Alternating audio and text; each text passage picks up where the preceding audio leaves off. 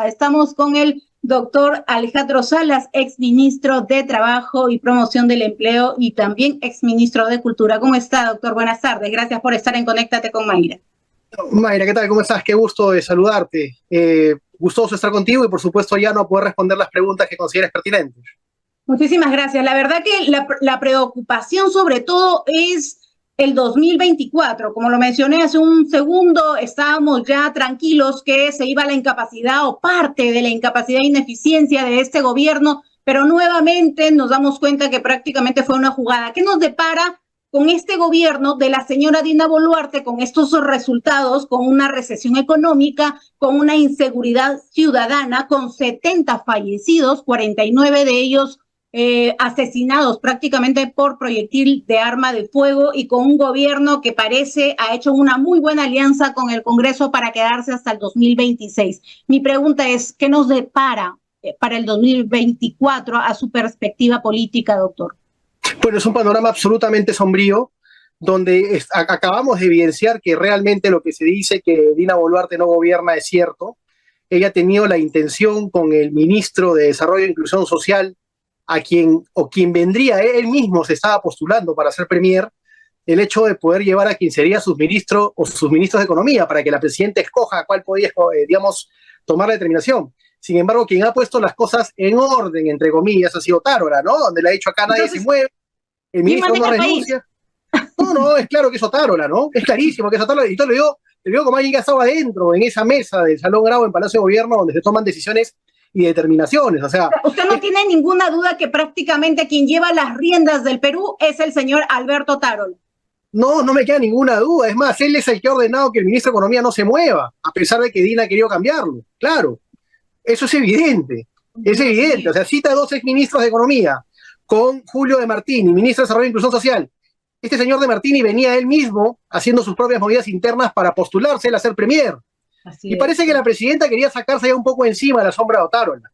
Pero parece que Otárola, ¿no es cierto?, de una u otra manera, la tiene cogoteada a Dina Boluarte y le dice: un momentito, a mí no me vas a soltar hasta que yo quiera irme. Y no me mueve ninguno de los ministros que yo te he puesto. Entonces, ¿y quién pierde? Pierde el país, pues pierde el Perú. Pero eso es lo que estamos evidenciando. ¿Y por qué tanta injerencia? ¿Qué es lo que permite la señora Dina Boluarte, presidenta aparentemente del Perú, que pase estos manejos? ¿Por qué o de qué la tienen agarrada para que tomen esas decisiones y que ella termine siendo un títere? Porque yo no encuentro otra palabra. Es un títere del señor Alberto Otárola, así como usted nos lo está mencionando. Porque deben seguramente ellos saber en la interna qué tratos y pactos han tenido para poder darle estabilidad al gobierno de Dina Boluarte, qué tratos han habido con el Congreso, qué repartos o repartijas de poder han existido. Y eso, por supuesto, hace que de una u otra forma ella esté condicionada. Y esté condicionada a la tranquilidad, entre comillas, que Alberto Otárola le pueda dar respecto a diversos temas, a la estabilidad que Alberto Otárola le pueda dar, entre comillas, sobre diversos temas. Y, por supuesto, entre ellos, en esa alianza en la cual se han sentado en una mesa y seguramente se han comido una bolsa de sal juntos y la han mal saboreado, ¿no? El día de hoy dicen: mira, tienes que acordarte de ese momento en el cual estábamos compartiendo esa bolsa de sal juntos, como dicen los mexicanos, ¿no? Entonces, de una u otra forma, cada vez que ella quiere tomar algún tipo de actuación con autonomía, como presidenta, como la mandataria más importante del país, no puede, porque simplemente le baja el dedo y dice: no, esto no, primero consúltamelo, y si no me lo consultas no se va a hacer. Usted fue uno de los primeros ministros que levantó la voz en la defensa del expresidente Pedro Castillo, pero también fue el primer ministro que dejó dejó el Ejecutivo, dejó el ministerio cuando se dio cuenta de muchas cosas. Ahora, usted dentro de este gabinete conoce mejor a la señora Dina Boluarte, sobre todo creo la parte ya emotiva. ¿Está en la capacidad ella de tener liderazgo? ¿Está en la capacidad de poder haber hecho tantos pactos como aparentemente se menciona, ir más allá de los pactos y pensar en un bienestar para el país? ¿Tiene ella ese arraigo, esa capacidad de liderazgo? No, ella es impulsiva, es una persona en momentos de crisis con bastante nerviosismo. A mí me tocó vivir un escenario el 5 de agosto, cuando yo fui ministro de Trabajo, donde a ella le anuncian que ya no iba a ser ministra del Ministerio de Desarrollo e Inclusión Social. y algunas voladas que a mí me ponían en todos los ministerios y hasta me ponían de premier sin que yo pida absolutamente nada, ¿no? Le llegan a decir a ella que quien iba a ocupar su cartera iba a ser yo. Y ella me llama y me pregunta si ya estoy en el Salón Cáceres para juramentar y si era cierto que me estaban dando el ministerio que ella tenía. Entonces yo le dije, Dina, ¿me estás preguntando o me estás interrogando? Le dije, a mí me han llamado y la verdad le digo, yo he conversado con el premier otra cartera que no es la tuya. Sé que ahí hubo, digamos, una discusión muy grande en el salón, en el despacho presidencial entre Aníbal Torres, el presidente, y Dina Boluarte, que bueno, Aníbal Torres ya ha manifestado que la presidenta actual lo que le dijo fue, si me dejas sin trabajo, yo tengo un familiar que está delicado de salud y me van a dejar en la calle, entonces no me hagan esto, ¿no? Y finalmente la terminaron ratificando a pedido de ella en el MIDIS, pero sí era cierto que ya iba a dejar el cargo, eso sí era cierto porque en algún momento se habló, ¿no? Y se llenó de nervios, ¿no? ¿Qué tal cambio de esa personalidad que usted nos describe? Porque yo me quedo con una personalidad de una Dina Boluarte que sacó caretas en Pichanaki. Yo no sé si usted lo recuerda, el discurso y las palabras que dio cuando dijo que prácticamente los muertos se habían matado solos en medio de una protesta. Claro, es parte supongo yo, de su nerviosismo y de su desesperación, de un ánimo de autodefenderse, pero autodefenderse mal, sin un mea culpa, sin un reconocimiento, que evidencia eso, lo que te digo, abundante nervio en momentos de crisis que te hacen o exaltarte, o hablar de más, o esconderte. Ella creo que habló de más, no ha hecho un mea culpa real, lo tuvo que hacer el 28 de julio pidiendo perdón del Estado, ¿no es cierto?, hacia las víctimas y hacia sus familiares, pero creo que eso no ha sido suficiente. Yo creo que de una u otra manera este campo, la justicia va a tener que, por supuesto, seguir haciendo su trabajo, ¿no? Pero sí, es una persona que yo le he puesto y le he podido ver, digamos, como compañero de ella por más de un año, sentada a mi costado, que ha cambiado muchísimo de personalidad, no es la misma que yo conocí, ¿no? Sí, yo la conocí con mucho nervio, pero no en estas situaciones de manejo de poder, en donde lamentablemente hoy día veo que ella quiere hacer cambios y no puede hacerlos, ¿no? Simplemente está mimetizada, ¿no? Está condicionada a muchas cosas, ¿no? ¿Siente lástima, pena por ella? Sí, sí, la verdad que sí. La verdad que sí. La verdad que sí, porque creo que necesitaría mucha ayuda y seguramente ayuda de gente que realmente quiera aportar en lo que le queda de su gobierno, ¿no? Y no gente que quiera valerse de poder, digamos, tener el poder por el poder, ¿no? ¿Usted estaría dispuesto a ser parte de su gabinete de ministros? No, yo no podría trabajar en un gobierno en donde lamentablemente se han violentado los derechos humanos, de ninguna manera. Definitivamente. Ahora, tenemos un gobierno, doctor, que estamos en una recesión económica, la inseguridad ciudadana se ha desbordado como nunca, no sé en qué país estamos en uno de los peores momentos de incapacidad, ineficiencia y con muchísimas muertes por responder. El premier Alberto Tarola y el Ejecutivo de cierta manera siguen responsabilizando al expresidente Pedro Castillo. Yo quiero saber si usted, ¿qué opina de estas frases cuando el señor Pedro Castillo está en Barbadillo y creo que esto ya no es responsabilidad de él? No, en absoluto. Es el hecho de poder tratar la ineficiencia, la incapacidad. Es un gobierno, pues, por supuesto, reactivo. El señor Otarola lo único que hace es ser solamente una parábola de contención, vivir el día a día y no, digamos, proyectar al país hacia el desarrollo o proyectar al país hacia lo que requiere el país todo este 2024 y lo que nos van a dejar para más adelante. Entonces, esa falta de incapacidad y la impotencia propia de no poder gobernar, y no gobiernan porque viven el día a día en una alianza de sostenibilidad con una gran parte del Congreso para poder copar el país, para poder copar las instituciones, para poder, digamos, alterar el régimen institucional del país, ¿no? Estamos viendo lo que quieren hacer con la Junta Nacional de Justicia. Buscan un ánimo de sobrevivencia que no los hace trabajar en donde tienen que trabajar. Entonces, cuando la ciudadanía les pide resultados y no trabajan donde trabajan, porque están dedicados todos los días a sobrevivir y poder seguir agarrándose del poder, voltean y dicen, no, él tiene la culpa. No, pero el ciudadano no es tonto, ¿no? El ciudadano se da cuenta de todo esto. Y yo creo que si no, digamos, corrigen esta situación, por supuesto que quienes vamos a sufrir somos absolutamente todos los ciudadanos, pero sobre todo los 9 millones de peruanos que aún esperan, digamos, en la pobreza el hecho de poder salir adelante, ¿no? Totalmente de acuerdo. Ahora, usted acaba de mencionar algo muy cierto. Hay un pacto y una alianza entre aparentemente el Congreso de la República y el Ejecutivo por sobrevivir por encima de los 70 fallecidos, de los 70 muertos y de los 49 víctimas de ejecuciones extrajudiciales. ¿qué soporta en este momento a este gobierno? ¿Es el Congreso o son las instituciones aparentemente autónomas que no han hecho su trabajo? No, quien soporta este gobierno definitivamente es el Congreso, y el Congreso tiene un aliado fundamental que es el Tribunal Constitucional, cuyos miembros han sido elegidos por los congresistas, ¿no? Entonces, cada fallo que el Congreso necesita para darle sostenibilidad y poder al Congreso se lo da el Tribunal Constitucional. Y el Congreso, pues, es un aval y es una garantía para este gobierno decirle no te va a pasar nada mientras que estés con nosotros.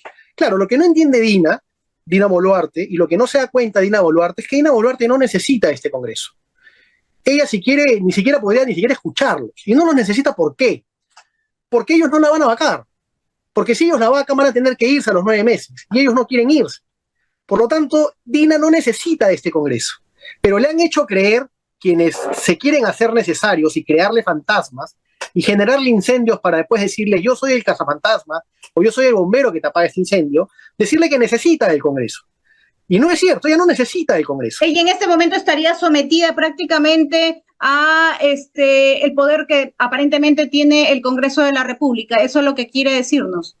Sí, claro, le han hecho creer que necesita del Congreso sí o sí para poder sobrevivir y para poder subsistir. Y bajo un análisis político y con conocimiento del marco constitucional y por lo que se está dando ahorita, ella no necesita del Congreso para sobrevivir, porque el Congreso no la va a vacar nunca. Este Congreso no se va a querer ir nunca, nunca se va a querer ir. Entonces no la van a vacar.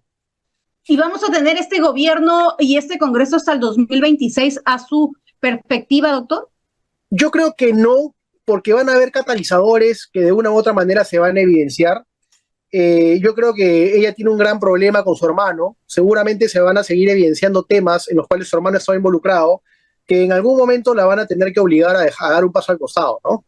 Y yo creo lo mismo, ¿no? Si hubo corrupción en el gobierno anterior, creo que este no es lejano a lo que hemos visto también de lo que ha pasado. Ahora, quiero referirme directamente a la presunta organización criminal liderada por la señora Patricia Benavides y esta Operación Valquiria, que ya pasa a la Fiscalía especializada en delitos cometidos por funcionarios públicos que maneja la doctora Delia Espinosa. ¿Para usted considera que esto va a dar un giro totalmente y esperemos de manera positiva y que van a empezar a salir y desfilar un montón de nombres y esto cambiaría la actualidad del país? Completamente, estoy totalmente seguro que sí. Hemos visto ya quienes han saltado y quienes han sentido heridos cuando a la ex fiscal y suspendida ex fiscal de la Nación este operativo de una u otra manera le cayó encima a sus asesores. Hemos visto quienes han salido a defenderla, ¿no? O sea, investigados que ella investigaba han sido hasta sus abogados, vinculados a partidos políticos de no muy buena maña, ¿no? Y por supuesto toda aquella gente que se ha empezado a rodear, ya ha empezado a saltar, ya empezaba a defenderla a ella. Estamos viendo cuáles son los intereses y qué es lo que siempre se ha querido para con el país. Entonces esto recién ha empezado. Y lo que yo podría decirte es que con ella lo que hay no son indicios ni dichos. Hay ya verdades y pruebas directas que por supuesto van a ir desarrollándose en el campo y en el camino. Entonces, mientras que, por ejemplo, tenemos a Pedro Castillo guardando prisión por dichos de colaboradores eficaces, sin ningún chat, sin ningún video, sin ninguna grabación, sin ninguna prueba directa, ¿no es cierto? Lo que me hace a mí siempre decir que esos colaboradores eficaces deberían regresar a prisión y que los investigados por dichos más bien sean los que lleven su proceso en libertad hasta que estos colaboradores eficaces que se han declarado delincuentes terminen, digamos, corroborando la verdad, ¿no? Pero ¿qué ha dicho Patricia Benavides? Que no podemos creer en los colaboradores eficaces porque solamente buscan ellos salvarse. Eso es lo que ha dicho la fiscal de la ex fiscal de la Nación. Imagínense, si tiene esa hipótesis para favorecerse, ¿por qué no utilizó esa hipótesis para otros casos? Mira, Mayra, la guillotina la inventó un francés que se apellidaba Guillotin. Guillotin inventó la guillotina para poder decirle al gobierno de Francia en el momento de la Revolución Francesa, quienes se portan mal, apliquemos este invento que he hecho, que le vamos a llamar la guillotina.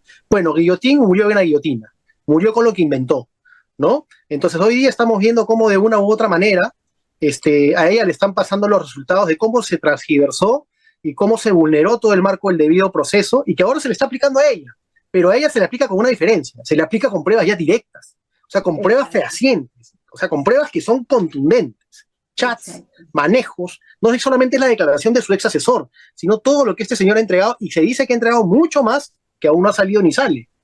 Exacto. Lo que usted acaba de mencionar es muy cierto y yo sé que más personas van a salir, porque involucran a muchos congresistas en estos negocios prácticamente de compra de votos, doctor, y esto sí es muy preocupante porque hay congresistas que ya están empezando a saltar. Hay congresistas que están buscando, de cierta manera, destituir a la Junta Nacional de Justicia, y esto sí preocupa porque prácticamente quisieran, no, eso es lo que dejan ver, acabar con toda la justicia que recién estaría empezando para el Perú. Sí, por supuesto, claro que sí, y se van a defender y se van a autoproteger y van a proteger todo este sistema, por supuesto, mafioso, ¿no? Con la única finalidad de poder seguir gozando y disfrutando de un poder mal habido, ¿no? Mal habido porque lo tuvieron de manera legítima en urnas, pero el día de hoy, pues por supuesto, están disfrutando de un poder que ya no les corresponde. Lo que les correspondería a estos congresistas de manera inmediata sería el desafuero, ¿no? Pero eso ellos mismos no lo van a hacer porque se van a autoproteger, ¿no? Entonces ya hemos visto cómo acá no acá hay un tráfico de votos, ¿no? Así como hay tráfico de drogas, tráfico de trata de personas, acá hay tráfico de votos en desmedro del país. ¿Qué debería pasar con estos congresistas? Por ejemplo, Patricia Chirinos, por ejemplo, Alejandro Muñante, el congresista Balcázar, la congresista Lady Camones, presidenta de la Subcomisión de Acusaciones Constitucionales, que fue en su subcomisión que una semana antes del 7 de diciembre del 2022 prácticamente archivó el caso de la hoy presidenta Dina Boluarte, y que se reunió un día antes con la fiscal Zoraida Ábalos, antes de su inhabilitación. ¿Qué tendría que pasar con estos congresistas que aparentemente por los chats y por pruebas hay bastante vinculación? Tendrían que ser desaforados, ellos mismos no se van a hacer autojusticia de ninguna manera, pero yo sí creo que la justicia a veces tarda, pero llega. Yo creo que cuando ellos dejen de ser congresistas, seguramente estos procesos recién se estarán iniciando con contundencia y van a tener que rendirles cuentas a la ciudadanía. Yo nunca le he deseado ni le voy a desear a nadie que pierda su libertad, pero creo que sí la libertad de estas personas va a estar en riesgo más adelante. Ahorita no, ahorita que sigan disfrutando lo que disfrutan. Más adelante, seguramente, cuando sean unos ciudadanos comunes y corrientes, van a poder darle cara a la justicia como corresponde.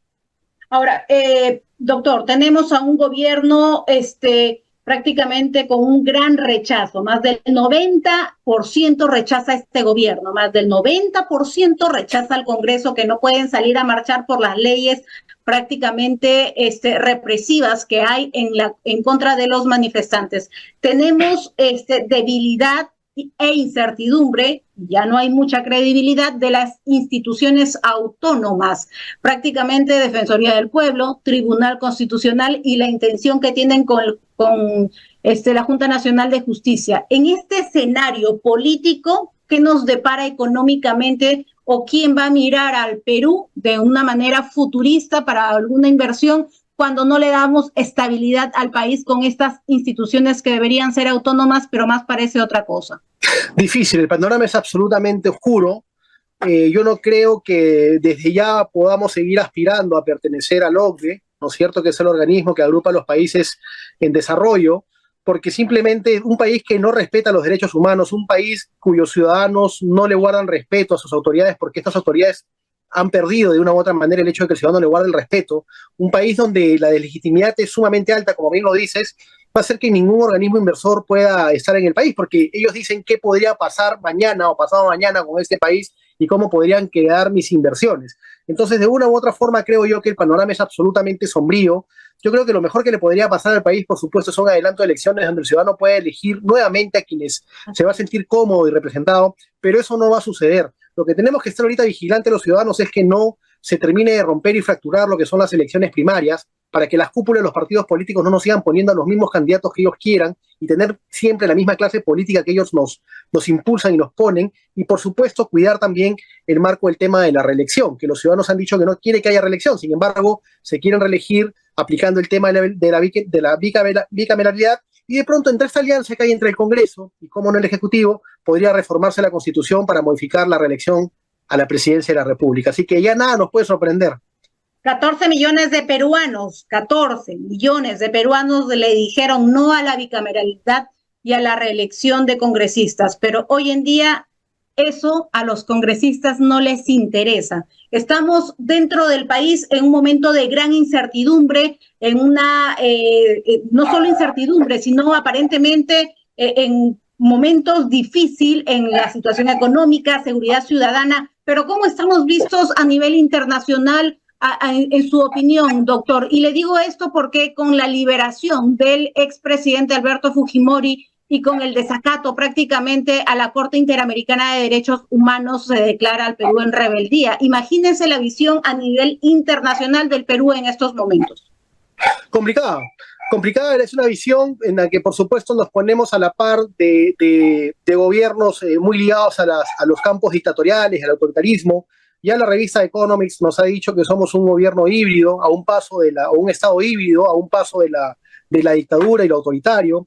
Y por supuesto que el hecho de poder romper el artículo 205 de la Constitución, que nos habla del respeto al marco de la convencionalidad y a los acuerdos que tiene el país, digamos, con diversos organismos internacionales, ese artículo 205 ha sido vulnerado, ha sido pisoteado, no ha sido reconocido, y nos pone como un país que de una u otra manera empieza a hacer lo que quiere, y por supuesto, cómo no, la comunidad internacional tiene que empezar a mirar con preocupación todo esto, porque finalmente quienes quedamos desolados en una justicia interna que muchas veces no solamente es una justicia que no es justa, sino también en algunos casos es hasta abusiva, quedamos solos, sin que la justicia internacional pueda de una u otra manera velar por nosotros, ¿no?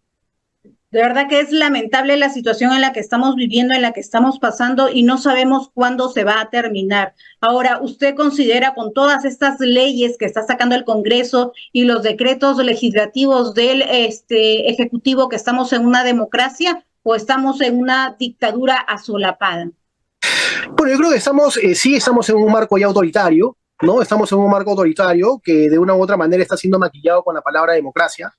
Desde hace bastante tiempo estamos en un panorama sombrío donde las instituciones no tienen la verdadera autonomía que corresponden, son maniatadas, son manejadas, son manipuladas, se quieren tomar las instituciones del país, y creo que eso es algo que es evidente, es algo que es palpable, es algo que es tangible, es algo que es real.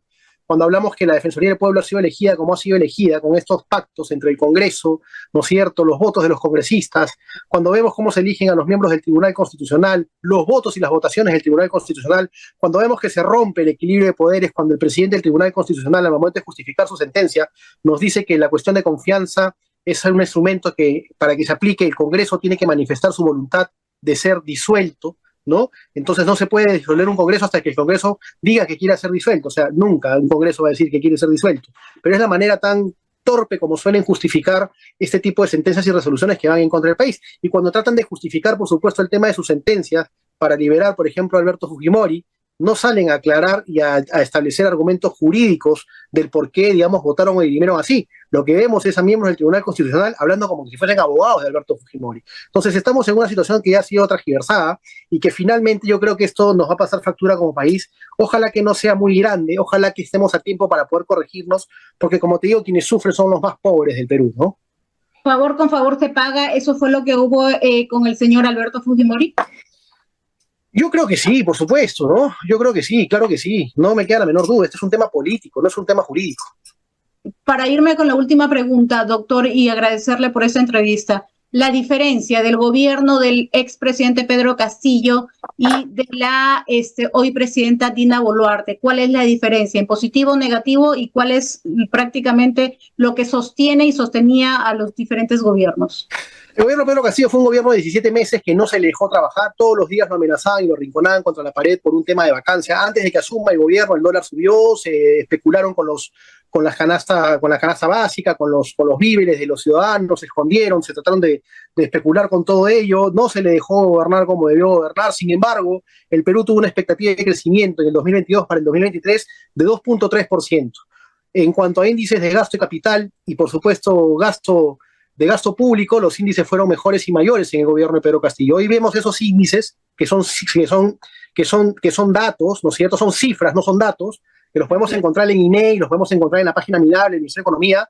El gobierno de Castillo fue mucho mejor en cifras y en resultados, pero sobre todo fue un gobierno que respetó los derechos humanos. Así que creo que hubo un apresuramiento muy grande por querer sacarlo, porque hubieron intereses, ya vemos estos intereses, qué es lo que querían. Castillo nunca iba a liberar a Fujimori, por ejemplo. Nunca iba a permitir que eso se dé, ¿no? Y así como eso, otras cosas más y otros intereses que les hizo incómodos y que de una u otra manera ha hecho que le arrebaten el poder. Ya lo arrebataron, tienen el poder, pero lo mínimo que podrían hacer es poner un poquito en marcha el país y que el país mejore. Pero no lo están haciendo así. Los mismos que tienen el poder se están peleando a ver qué se reparten dentro del poder, quién maneja el poder, y simplemente los ciudadanos quedan a la deriva, ¿no? Están como lacras prácticamente buscando qué les toca a cada uno, olvidándose de los 33 millones de peruanos y de la necesidad que hay. ¿No les preocupa la recesión económica? Porque ellos tienen unos jugosos bonos, al menos los congresistas se inventan bonos habidos y por haber, ya tienen prácticamente por construir su casa de playa o un centro de convenciones de playa para el Congreso. Imagínense, mientras el Perú se muere de hambre, 43,000 soles recibieron por Navidad, mientras muchos peruanos no tuvieron una cena navideña. Estamos en una inseguridad ciudadana porque no existe plan Bukele, no existe plan Boluarte, no existe Punche Perú, no existió, fue un fracaso total este tipo de situaciones y lamentable lo que nos toca vivir en medio de tantas desgracias y fenómenos naturales. Incapacidad, ineficiencia de este gobierno, pero sobre todo muchos juegos bajo la mesa con intereses propios, con nombres propios que pretenden quedarse hasta el 2026, a pesar de que todo el Perú o la mayoría de peruanos ya no los quiere. ¿Algo más que nos quiera decir, doctor, antes de terminar esta entrevista, por favor? Mayra, simplemente mirar el país con optimismo y por supuesto mirar el país con muchísima vigilancia, fiscalizando lo que corresponde y lo que no podemos dejar de hacer quienes estamos en política y quienes somos comunicadores en política como tú, por ejemplo, es el hecho de seguir hablando lo que se tiene que hablar sin miedo y sin temor, porque la democracia se sostiene en eso y como siempre digo, para que a mí me callen tendrá que cortarme la lengua o tendrá que pasarme algo. Lo siento mucho, no me voy a callar, soy un peruano que quiere mi país y voy a seguir hablando. Muchísimas gracias, doctor, y nosotros seguiremos hasta que esta ley mordaza que intentan callarnos prácticamente no nos acepte, porque nos quieren culpar a nosotros, los comunicadores, los que damos la información, a los periodistas, nos quieren culpar por sus propios hechos, por sus propias criminalidades que cometen los políticos para callarnos. Si nosotros damos una información, 5 años a la cárcel. Hasta ese día, hasta el día que me metan a la cárcel, yo levantaré la voz por los 33 millones de peruanos y por los 49 personas que fueron asesinadas por proyectil de arma de fuego. Mientras antes, pues nadie nos calla. Muchísimas gracias, doctor, por esta entrevista. Gracias por este enlace.